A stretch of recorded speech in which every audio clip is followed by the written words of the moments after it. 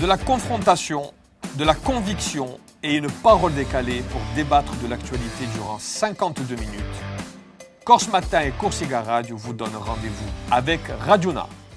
Alors, bonjour à tous et merci d'être au rendez-vous de votre nouvelle émission Radiouna, née d'un partenariat entre Corse Matin et Corsica Radio.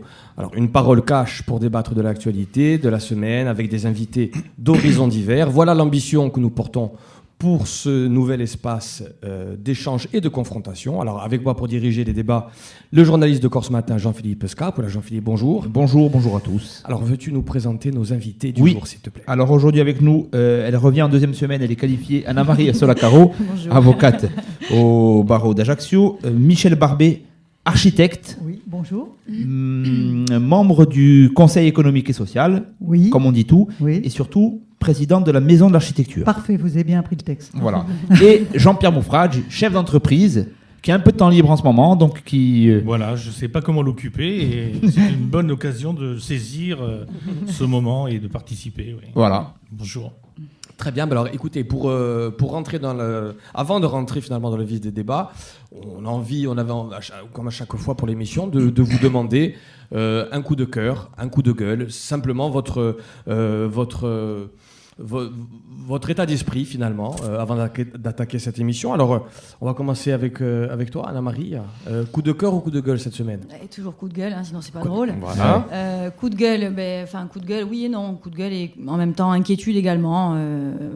Cette semaine, on a entendu parler de cette histoire de corruption de la police judiciaire, des suspicions en tout cas de corruption, et je m'interroge quant à la crédibilité que pourraient avoir en tout cas les institutions face aux justiciables et aux inquiétudes qui planent. J'espère que la justice ira au bout pour faire en sorte de redonner tout le crédit que cette institution mérite.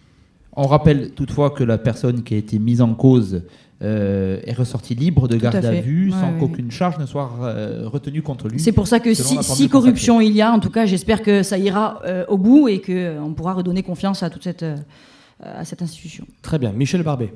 Alors moi, ça va être un coup de cœur. Ah.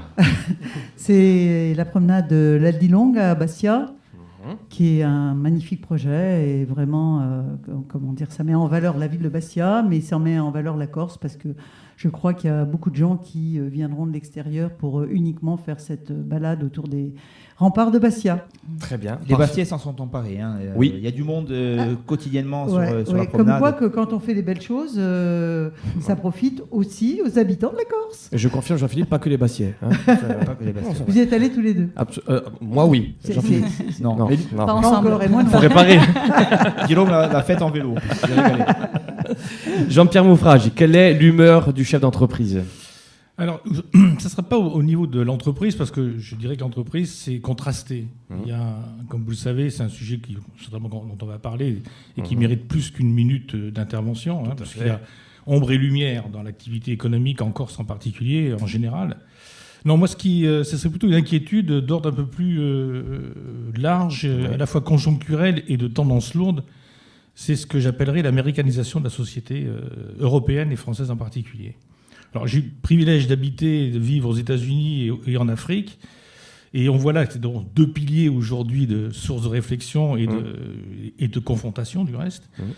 Et on a un peu tendance à mélanger l'histoire, l'organisation, les structurations de la vie sociale aux États-Unis avec l'Europe en général et la France en particulier. Et ça me préoccupe parce que l'issue de tout ça, et la tendance lourde, c'est la communautarisation des sociétés. Voilà. Donc c'est plus une inquiétude lourde, je dirais, qui méritera d'être développée, je pense. Nous allons en tout cas le développer partiellement dans le premier thème qui s'annonce, puisqu'il s'agit de la loi sur le séparatisme. Alors, cette loi pour lutter contre le séparatisme soulève de nombreuses interrogations, nous l'avons vu. Qui ne s'appelle plus comme ça maintenant. Qui s'appelle plus comme ça, mais... Elle soulève de nombreuses interrogations un petit peu partout, et particulièrement dans l'île, bien au-delà de la seule offensive contre l'islam politique qu'elle est censée organiser. Alors, pour éviter tout amalgame avec les terroristes islamiques, les 3 députés nationalistes souhaitaient un amendement au texte pour en exclure les individus ayant commis de simples atteintes aux biens matériels. Mais c'est la règle de la neutralité du service public qui inquiète plus particulièrement. Alors, censé éviter aux élus les pressions communautaristes ou religieuses Elle pourrait susciter un risque de détournement avec des informations recueillies par l'État sur les opinions politiques ou l'appartenance syndicale pour doter les renseignements d'outils dans leur lutte contre le terrorisme. Alors, chers amis, ce texte est-il dangereux ? Alors, avant que le bras de la justice ne s'abatte, en l'occurrence celui d'Anna-Marie Solacaro, ne s'abatte sur ce texte, on va plutôt poser la question à Michel Barbet. Ce texte de loi sur les séparatismes, qu'en pensez-vous ? Alors, est-il dangereux ? Compliqué, je préférais que ça soit... Elle y viendra. Moi, je trouve qu'on vit un moment où on a un peu l'impression d'être sous une dictature, hein, parce qu'effectivement, ces lois qui sont censées nous protéger, on se demande si finalement la liberté n'est pas en jeu. Mais je ne suis pas assez spécialiste pour effectivement avoir un avis. Moi aujourd'hui, je trouve qu'il faut sans doute pas faire atteinte à nos libertés, mais en même temps, il faut protéger le citoyen. Et là, le curseur ne doit pas être facile à poser. La menace de nos libertés, elle est symbolisée par le fichage notamment, parce qu'aujourd'hui, vous pourrez être fiché selon, comme Guillaume le disait, votre appartenance religieuse, des opinions politiques, une éventuelle appartenance syndicale. Tout sera mis sur la table. Est-ce qu'elle est là, la limite de la liberté ? Ben oui, je pense qu'effectivement, ça fait peur. Ça fait peur, mais on est déjà sans doute beaucoup fiché avec la sécurité sociale.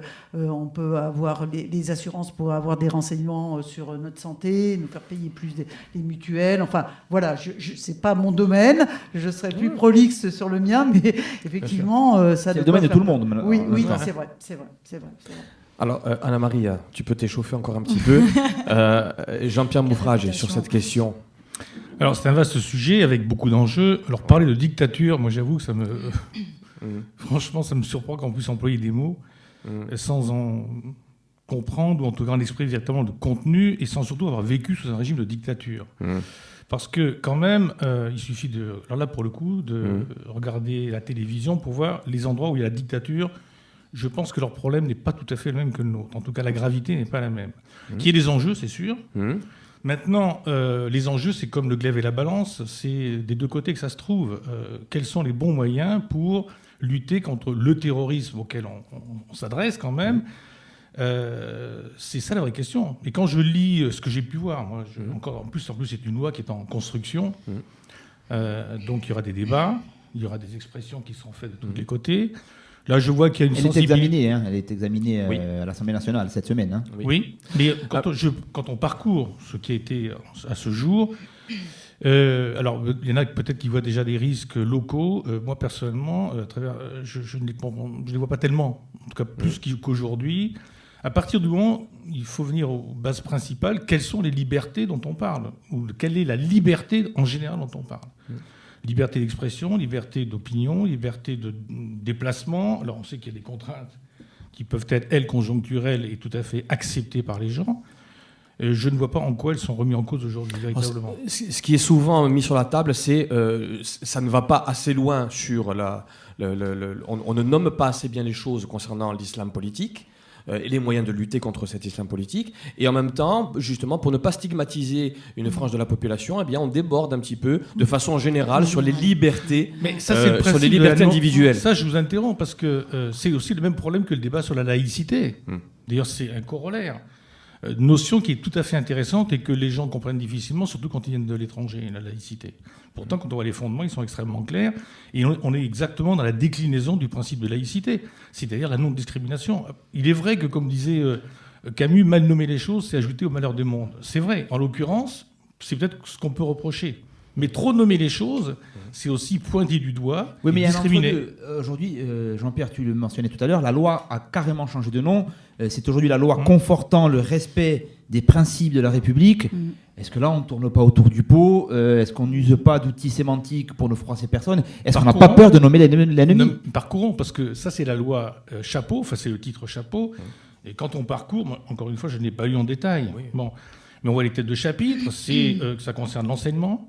Ça concerne des choses comme les libertés individuelles, comme les certificats de virginité. Il y a aussi des éléments sociaux. Quand on les parcourt, je ne vois pas, nous, en tant que Corse, en tout cas, puisque le sujet, semble-t-il, est en filigrane derrière, Moi, je ne crains rien de ce côté-là, personnellement. Et je ne crains pas que ça mette en cause la société corse en particulier. Bien sûr, je ne suis pas tout à fait d'accord avec Jean-Pierre, bien évidemment. Sinon, ça n'aurait aucun intérêt. C'est le but, vous me direz. Non, mais sur plein de points, je le suis. Mais quelques précisions tout de même. Moi, je m'inquiète déjà sur le plan purement social. La première chose, c'est que j'estime qu'en France, il y a une fracture sociale qui existe entre différentes communautés, et j'ai bien peur que ce type de loi pousse à la fracture sociale un peu plus qu'elle n'existe déjà. Bon, ça, c'est le côté social. Maintenant, je vais vous prendre le côté juridico-judiciaire qui me regarde un petit peu plus. Moi, j'ai toujours eu très peur, et je pense que je ne suis pas la seule avocate, en tout cas, de tout ce qui tendait vers l'exception. Pourquoi ? Parce que l'exception a toujours tendance à devenir le principe, et le principe ensuite devient l'exception. Et ça, c'est quelque chose qui est insupportable lorsque on compose un des maillons, en tout cas judiciaire. Il faut savoir que toutes les exceptions, à mon sens, qu'elles soient législatives ou institutionnelles, pour moi, elles ont toujours tendance à rogner un peu plus les libertés fondamentales. Je vais vous donner un exemple dans cette loi. On parle notamment du contrôle, par exemple, du culte, de la manière avec laquelle il va être exercé, financé et exercé aussi dans certains lieux. On va vérifier si son exercice est, entre guillemets, propre, au sens... voilà. C'est logique, ça, non ? Oui, c'est évident. C'est logique, c'est évident. Mais est-ce que ça va pas pousser aussi à un abus ? Et donc, on va se retrouver peut-être quelque part à nuire à la liberté de culte, puisque c'est une liberté fondamentale. La liberté de religion, la liberté de culte, il ne faut pas l'occulter non plus. Oui, mais les prêches ne sont pas totalement libres. Enfin, on peut se mettre à la oui, mais le problème, c'est que cette exception-là peut pousser justement à un abus. Mais l'appel à la haine, c'est pas une... Non. C'est pas forcément les lieux de culte qui sont soi-disant visés par rapport à un appel à la haine régulier. C'est les lieux de culte de manière générale vont être tout de même plus vérifiés, plus contrôlés. Également le financement, ce qui n'est pas un mal, on est bien d'accord. Donc c'est ce qui est demandé. Mais c'est quand même un risque que l'on arrive quelque part à des mesures un petit peu plus liberticides quand elles sont dans l'abus. Ensuite, moi, il y a quelque chose qui me gêne aussi. Ça veut dire qu'on ne pourra plus changer la cloche de la cathédrale d'Ajaccio sans être contrôlé, c'est ça ? Notamment, puisque oui, toutes les aides, j'imagine, qui vont parvenir à des lieux de culte vont être, si je comprends bien, en tout cas contrôlées, en tout cas un peu plus. Maintenant, il y a quelque chose qui me gêne un petit peu plus dans ce débat-là. C'est que cette loi, cette nécessité de la créer, en tout cas, intervient au lendemain de l'attentat, notamment, bien sûr, Samuel Paty, qui est un drame absolu. Mais la question que je me pose, c'est est-ce que cette loi, son origine, elle est réellement sincère ? Je m'explique. On va être très clair. À mon sens, La République En Marche n'a plus énormément d'adversaires à droite et à gauche. L'adversaire qui peut être peut-être le plus coriace pourrait être, à mon sens, Marine Le Pen. La question que je me pose, c'est est-ce qu'il n'y a pas une volonté aussi de s'approprier les obsessions de Marine Le Pen à des fins politiques ? Et si c'est ça, c'est quand même assez grave. Et pourquoi ? Parce que... D'ailleurs, je te coupe, mais le débat Marine Le Pen-Darmanin la semaine dernière sur France 2... on ne savait plus qui était qui. Abonder un petit peu le... Exactement, voilà, c'est assez inquiétant. Il y a un problème ou il n'y a pas un problème là ? C'est assez inquiétant, bien sûr. Il faut essayer de trouver une solution. Je suis complètement d'accord avec le problème. Il faudra combien de Samuel Paty pour qu'on se réveille et qu'on dise qu'est-ce qu'il faut faire ? Non, on n'a pas attendu Samuel Paty. Attendez. Non, mais il en fera combien, je dis ? Il en fera combien ? Oui, vous avez raison. Mais moi, ce qui me gêne... Parce qu'on oublie aussi les curés qui se sont fait couper la tête. C'est vrai. Ouais. Alors d'accord, mais du coup, je reviens à ce que je disais. Côté catholique, à ma connaissance, il n'y a pas eu de détournement d'avion, il n'y a pas eu de décapitation. Non, mais comment vous expliquez alors aujourd'hui que cette loi... La Saint-Barthélemy, ça doit être la dernière. Pourquoi est-ce qu'on a le besoin de créer cette loi-là aujourd'hui ? Comme vous dites, il y a eu des prêtres décapités en plein office. Est-ce que réellement, on a attendu Samuel Paty, en fin de compte ? Pourquoi on ne s'est pas indigné avant ? Pourquoi cette loi n'a pas été faite avant ? Du tout, alors. Non, pas du tout. Mais je m'interroge sur l'instant, si vous voulez. Je pense qu'il y a quand même un timing politique. Au lendemain du Bataclan, on aurait pu se réveiller avant. On aurait pu se réveiller avant. Il y a longtemps. Là, on rentre dans le domaine que j'adore, c'est... Il n'y a qu'à Faucon et surtout il y a des CAF à l'école. Non, on est entouré de tout ça. Non, aujourd'hui, est-ce qu'il faut en parler ou pas en parler ? Moi, je renie pas l'intérêt. Je renie pas du tout l'intérêt. Je dis que c'est indispensable d'y réfléchir, mais de le faire. Mais tu y vois un calcul politique. Je vois un calcul politique, mais je vois aussi des dangers. Je vous disais tout à l'heure que vous ne voyez pas à quel moment on pouvait transposer la difficulté en Corse. Je vais vous donner un exemple. En 2015, on a créé le FIGET. Parce que en 2015, mais voilà, au lendemain du Bataclan et tout le reste, on s'est dit il faut quand même un peu ficher tout ce petit monde. FIGET, précise juste ce que c'est. Oui, c'est le fichier des personnes, en tout cas, qui ont été connues pour des faits terroristes, pour être plus clair. Dans ce FIGET, on a donc bien sûr entré tous les noms de ces salabs d'Eslam, et ce qu'on peut comprendre et tout à fait logiquement, avec les faits qu'on leur reproche en tout cas, malgré la présomption d'innocence. Mais il n'empêche qu'aujourd'hui, on retrouve des nationalistes. Des personnes qui ont été connues dans les années même 80-90 pour avoir, bon, je ne dis pas qu'il faut le faire, mais pour avoir notamment porté atteinte à des biens. Je pense qu'il faut... Les fameux biens matériels. Les fameux biens matériels. Je trouve qu'il faut quand même faire la différence entre un Salah Abdeslam. Est-ce qu'ils risquent quelque chose, ces gens-là, aujourd'hui? Mais attendez, vous ne pouvez pas prendre l'avion facilement. Hein. Vous allez aux États-Unis, vous êtes au Fijet, c'est pas. Attendez, non, on va même pour jusqu'à- rentrer aux États-Unis. On va même jusqu'à leur bien sûr. interdire de posséder une arme de chasse. Hein. Exactement. Voilà. Enfin, Je veux dire, il y a c'est- quand même c'est des très- conséquences sur leur vie et c'est liberticide à mon sens. Parce que on peut quand même faire la différence, à mon sens, entre un Salah Abdeslam qui participe à enlever 200 vies, même plus parce qu'il y en a à côté qui sont blessés dans leur chair de manière irréversible. Et une personne qui va peut-être porter des dommages à un bâtiment. Mais alors, moi, c'est là, la je grosse- je m'adresse à la femme de loi. Est-ce qu'on a les outils pour distinguer ces deux types de délits? Est-ce qu'aujourd'hui, on peut, par des textes, distinguer des biens matériels et des biens... Il y a déjà l'acte. Il faut quand même partir du principe qu'il y a un acte qui est le point de départ de l'atteinte éventuelle à une liberté individuelle. C'est fait-on ou ne fait-on pas? Est-ce que ce que l'on fait est illégal ou légal? Alors, Est-ce que c'est pénal ou pas pénal? je complète. Le Il y a ministre des bons de la- avocats qui défendent ça, vous savez. en principe. le ministre de la Justice, Éric Dupond-Moretti, a dit il n'y a pas de bons ou de mauvais terroristes. Bien évidemment, mais terroriste, Non, terroriste, mais c'est-à-dire je que reprends ces termes. terroriste, c'est-à-dire que la personne qui est à l'origine d'un fait politique qui vaut ce qu'il vaut, on a envie de dire que c'est politique ou pas. Moi personnellement, j'ai pas envie d'entrer dans ce débat-là. Une infraction reste une infraction. Bon, allez, je vais me positionner Des du côté menaces du droit. restent des menaces. Bien sûr, voilà. Des tentatives de meurtre, mais- c'est aussi des Mais faits. je suis tout à fait d'accord. Maintenant, Quelles que soient les origines, si vous voulez, il y a quand même une différence, à mon et les sens, entre. Enfin, je pense pouvoir dire qu'en Corse, on n'a jamais créé autant de dommages que ce qu'il y en a eu pour les attentats de 2015. Je pense pouvoir dire assez tranquillement qu'en Corse, on n'a pas décapité des gens parce qu'ils avaient osé. Donc c'est une question de degré, là. C'est une question de degré quelque part. Mais oui, parce que on peut, à mon sens, pas. Donc je- c'est Aujourd'hui, le justement- terroriste, le nationaliste corse des années c'est marrant 90. qu'on parle d'un sujet d'ordre général où la menace, on la vit tous les jours, on la risque tous les Bien jours. sûr, oui, oui. Mais c'est le Et danger, on en c'est le arrive danger. à C'est le véritablement danger un des lois pointer du- d'exception. Oui, mais C'est la le danger des lois d'exception. Et le danger, c'est quand elle est mal appliquée. Je Mais parle pas bien des lois évidemment. Je parle mais pas bien de, c'est pas une évidemment. loi d'exception. dont Mais on c'est parle. comme ça que ça va finir. C'est ne une croyez loi pas. qui tient compte d'une tendance lourde, qui met en cause la liberté collective de la société. Et qui n'est pas qu'en France, on est d'accord. Michel, en tant qu'architecte, est-ce que tu attaches autant d'importance à la destruction de biens matériels qu'à des attentats qui toucheraient à Ça la... n'a rien à voir. Non, Bon. non, non. Non, non, mais mais toucher ouais. à la vie des personnes. Mais ça- bien ça évidemment, vient- voilà. Attendez, je vous rappelle quand même Le terrorisme, que... ça n'a rien à voir avec faire sauter une. Bien maison, sûr, même si voilà, on c'est- regrette, c'est- Bien quand évidemment. c'est la sienne, surtout. Mais bien sûr. Mais Et même quand elle est même, moche, est-ce que tu le de regrettes quand manière même générale, ça doit pas se produire. on est Malheureusement, bien d'accord, mais- j'aurais bien aimé que toutes les moches. Non, rappelons quand même que malheureusement, puisque là on parlait de la Corse en particulier, et je comprends très bien en filigrane ce qui est supposé, mais on est quand même le territoire européen où il y a le plus d'homicides par tête d'habitant quand même. C'est une autre forme c'est- de... Je ne parle pas que c'est... Alors justement, il Alors, s'agit ouais. de terrorisme C'est un autre ou débat. pas. Hmm. Oui, mais ça C'est un rentre autre quand débat. même dans la finalité. Il y a des morts, il y a Ah des oui, menaces, c'est le il y a moment. des pour- craintes. Pour Il y reprendre. a, donc, si vous voulez, où on parle du sujet de la loi en général et la manière dont elle va être appliquée et éventuellement détournée, et dans ce cas-là, je pense qu'on est quand même encore dans un pays de droit, jusqu'à preuve du contraire, qu'il y a des bons avocats et qu'il y a suffisamment de matière à disculper les gens quand ils sont mis en cause Alors, à partir de la loi qui elle-même défend les Vous individus. savez, Sur- quand sur- on rentre dans l'exception, c'est pas si évident que ça. C'est pas une loi c'est d'exception. pas si ça, évident hein. que ça. Sur C'est pas une loi d'exception. Sur Ah cette oui, question de c'est- neutralité de la fonction publique, justement, les personnes peuvent être fichées pour leur appartenance syndicale, pour leur pratique religieuse, Opinion politique. opinion politique également.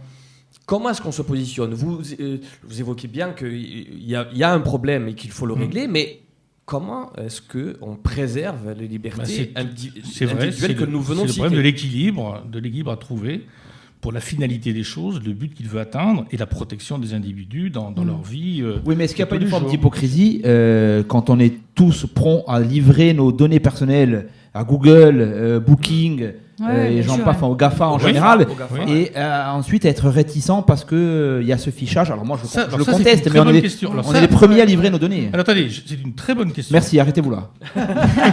Oui, mais qui mérite d'être développée, justement. C'est pour ça. Sinon, non, mais si vous permettez, Bien évidemment. ça, c'est un vrai sujet. C'est qu'aujourd'hui, moi je le constate même dans chef d'entreprise, il y a des gens qui vont être extrêmement sourcilleux, par exemple, pour avoir un fichier médical accessible. Problème, par exemple, on se pose la question, comment se fait-il que la pandémie est aussi forte en Europe et en France en particulier, alors qu'en Corée du Nord, en Corée du Sud, à Taïwan, à Hong Kong, on a réglé le problème quasiment. Tout simplement parce que les gens sont fichés et Notre suivis culture. et tracés. Bon, on sait très bien, alors là, je vous rejoins sous un régime que l'on peut, lui, qualifier de dictatorial. La Chine, on n'est pas tout à fait au même niveau, me semble-t-il. Ah, Hein. tout à fait. Il me semble quand même. Bon. Eh bien, en Chine, effectivement, là, vous êtes tracé. Donc, et si vous n'êtes pas dans le bon couloir, on vous enlève des points. Alors, on a un système oppressif. Et un système oppressif. Alors, la vraie tendance, alors là où je vous rejoins, la crainte qu'on peut avoir, c'est pas la justice. C'est que les gens, naturellement, vont aujourd'hui accepter de perdre une partie de leur liberté en contrepartie d'être en sécurité. C'est ça la vraie tendance lourde qui est grave. Ouais, je suis d'accord avec vous. Et là, Mais- c'est là qu'il faut traiter le sujet. Et c'est comme un peu l'inverse, me semble-t-il, de ce qui est avancé aujourd'hui. Aujourd'hui, c'est pas la tendance de la loi qui devient plus répressive parce qu'il y a un vrai problème à régler. Bon, je vous citerai un cas très particulier, même en Corse, qu'on a vécu il n'y a pas très longtemps, sur ce genre de risque. Et le fait que des gens, tout naturellement, vont être tout à fait demandeurs à donner une partie de leur liberté en échange de la sécurité. Et ça c'est grave, parce que ça, Il y a une très bonne c'est le situation là-dessus, phénomène mais de je la retrouve plus.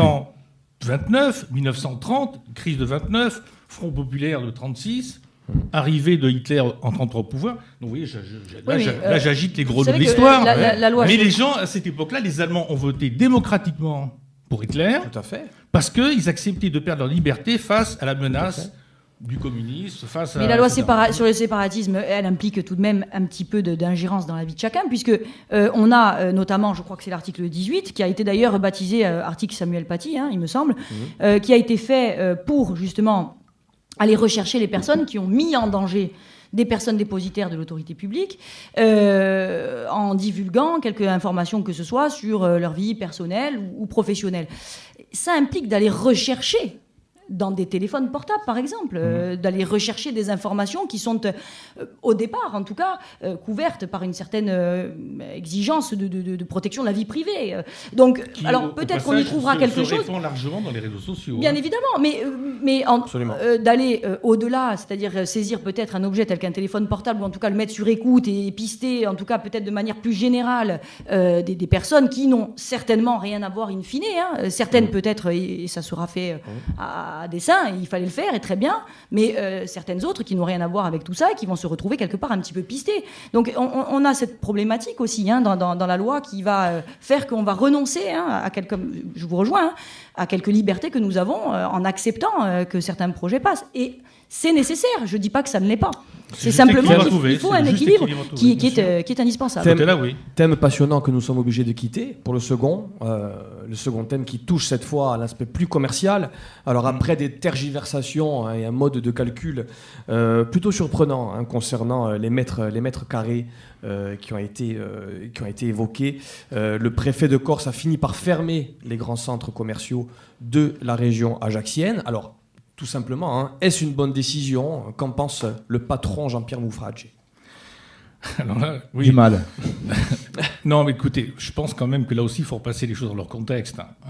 Là aussi, je ferai allusion à ce que je disais tout à l'heure. Le régiment des Yaka Faucon est large. Décider aujourd'hui, c'est très difficile. Parce que là, il faut trouver un équilibre. Et on sait très bien quels sont les enjeux. Comme disait un médecin, d'ailleurs, qui disait, aujourd'hui, on va avoir un choix probablement à faire, de mourir en bonne santé très rapidement par le, hein, Par le ou Covid. alors de mourir économiquement parce qu'on va mourir de faim parce que Mais on guéri. n'aurait pas- mais guéri, voilà.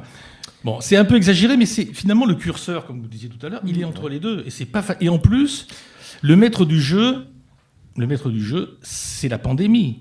Souvenez-vous de certains qui disaient, y compris ici, hein, que l'année dernière, au mois de mai, ça serait terminé, qu'avec une bonne dose de ce que j'appelais moi, la nivaquine en Afrique, la chloroquine, ce serait terminé. Bon, résultat, vous voyez que même des gens très sensés, très avertis et très respectables se sont trompés. En tout cas, à ce moment-là, peut-être maintenant, je ne sais pas. Donc, on est sur des sables mouvants, et par rapport à ça, l'enjeu économique est considérable. Mais alors, il y a deux aspects, si vous me permettez, pour arriver à la réponse à la question. Le premier, pour être positif, c'est que ce qui est quand même remarquable, c'est que on tient encore le coup aujourd'hui. Bon, il est vrai que, alors, il faut quand même reconnaître les choses, même s'il y a des choses à redire par ailleurs, c'est que très rapidement, alors là pour le coup, le gouvernement a pris des décisions extrêmement fortes et positives et qui nous ont permis, et surtout en Corse, mais partout ailleurs aussi, parce que j'ai des relations un peu partout, et c'est pas partout en France, mais vous allez aux États-Unis, vous allez même en Allemagne, même des pays extrêmement développés, vous n'avez pas ce système qui nous a permis de tenir le coup et peut-être nous en sortir à peu près en bonne santé. À se demander où on trouve l'argent quand même. Mais ça, c'est un autre débat. On peut en débattre après, si vous voulez. Mais déjà, fallait-il faire ou ne fallait-il pas faire ? Si on prend un exemple historique, en 29, ça a été l'arrêt total, ça a été la mort totale. Bon, là, après, on sait très bien ce qu'il en est, quelles ont été les conséquences. Bon. Là, ces premières mesures ont été prises. Et quand on se pose la question aujourd'hui des centres commerciaux, c'est aussi le même genre de questions qu'il faut trouver. Moi, je ne suis pas à même de dire ce que c'est bien ou c'est pas bien.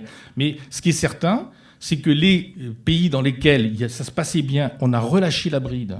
On a permis aux gens de se rencontrer. Je ne parle pas des lieux précisément, c'est un autre débat. Non, mais pour les centres commerciaux, si vous voulez la réponse, c'est un lieu où les gens viennent. Je ne suis pas même de dire si c'est là où il y a le plus de risques de pandémie ou de cas de contamination. Ça a été fait. La seule chose que je trouverais de positif, si vous me permettez, surtout pour la Ajaccio, parce qu'on parle d'Ajaccio en particulier. Il n'y en a que 3 de centres en Corse qui sont fermés. Les 3 sont à Ajaccio. Voilà, exactement. Alors, c'est les mêmes centres qui ont été fortement critiqués quand ils ont été créés. On leur dit, mais attendez, on va tuer le petit commerce. Et je ne donne pas mon avis là-dessus, mais c'est sûr qu'il y a un risque. Et là, il y en a qui disent, c'est tant mieux, ça va peut-être revitaliser le centre. Non, mais ce qui interpelle sur la mesure des grands centres commerciaux, c'est les calculs qui ont été faits par les services de la préfecture, qui, au départ, donc je vous rappelle, la jauge, c'est les galeries commerciales supérieures à 20 000 m². Oui. Or, les 3, visiblement, sont inférieurs. Sauf qu'après, par un savoir calcul, on y a intégré les réserves, les bureaux, les couloirs, les salles de sport. De fabrication. Est-ce que ça, c'est logique dans la prise en... Parce qu'il n'y a pas de flux de circulation dans ces espaces. Je parle à l'architecte. Dans un bureau, par définition, à part dans les 20 000 m², me semble-t-il, c'est l'espace dans les... j'ai pas vu le détail. Mais dans l'arrêté, il fait mention des zones de stockage ? Les stockages, les bureaux, les salles de sport. En gros, c'est justement cette prise en compte de ces espaces-là qui a permis à... Dans les mesures qui sont prises, on est effectivement, un peu démunis pour donner un avis. Est-ce qu'elles sont bonnes ou pas bonnes ? Parce qu'effectivement, il y a des gens qui réfléchissent là-dessus. Ce que je crois, c'est qu'il y aura forcément de l'injustice. Parce qu'à un moment donné, ça a été les petits commerces du centre-ville qui ont été défavorisés au début de la pandémie. Là, moi, je l'avais perçu un peu comme un rééquilibrage, finalement, avec le préfet par rapport aux grandes surfaces. De toute façon, c'est dramatique pour tout le monde, quoi. Actuellement, comment les commerces, comment les restaurants vont ressortir de là, et on n'en sait rien. Et même mentalement, aujourd'hui, même les étudiants à Corté qui commencent aussi, et on dit que dans les écoles, alors ça, j'ai pas d'enfants hors âge scolaire, mais entre les profs et les enfants, c'est compliqué. Là, il y a de la tension qui monte. Voilà, mais en même temps, c'est une pandémie qui nous vient de l'extérieur. Mais Michel, est-ce qu'on touche pas là au problème de la territorialisation des mesures qui sont décidées depuis Paris et qui ne reflètent pas forcément la réalité des territoires, encore moins chez nous en Corse ? C'est clair, mais sans doute qu'il y avait de la complexité là-dedans. C'est clair que pour nous, les stations de ski, pour une fois qu'on avait de la neige qui ne sont pas ouvertes, au mois de mars l'année dernière, les plages, moi je vis sur la commune de Cotica, Paris, il n'y avait personne, les plages étaient désertes, il n'y avait pas de problème. Voilà. Après, tout le monde a été pris de court, quoi. Alors là, je rejoins Jean-Pierre, il y a qu'à Faucon, c'est pas évident. Jean-Pierre, il n'est même pas d'accord avec la territorialisation des mesures. Non, ce que je veux dire, ça porte du sens, ça peut se discuter, mais après, il y en a qui vont dire qu'il y a trop d'initiatives locales et qui sont incohérentes. C'est ce qui a été dit en Allemagne. Et vous voyez que vous n'aimez pas l'exception, vous aussi. Ça tombe bien. Non, mais oui, non, mais une fois, c'est toujours la recherche en fonction aussi des nécessités. Mais regardez, en Allemagne, on a dit c'est formidable, chaque État peut décider comme il veut, et au bout du compte, ils se sont rendus compte aujourd'hui que cette territorialisation qui, elle, est institutionnelle pour le coup, parce qu'il s'agit d'États totalement souverains. Aux États-Unis, c'était la même chose. Moi, je suivais très régulièrement ce qui se passe aux États-Unis. C'est le chaos aujourd'hui le plus total, justement parce qu'il y a des initiatives locales contradictoires par rapport aux autres, et les gens se disent attendez, la vérité en deçà, erreur au-delà. Vous voyez, donc à la simple nuance que nous très égoïstement, nous avons la chance d'être une île, et donc on pourrait bénéficier de mesures très territorialisées. D'exception. Ben, pourquoi pas, oui, en l'occurrence. Une exception, au moins sanitaire. D'exception positive. On est obligé d'avoir un test PCR. PCR. Justement, on l'applique aujourd'hui. Proposé au mois de mai, personne n'en voulait. Exactement. Donc, effectivement, maintenant, on pense que c'est important de l'avoir. Voilà. Allez, cette première partie est terminée. On se retrouve pour la seconde partie avec 2 autres thèmes après une petite page de publicité. Merci.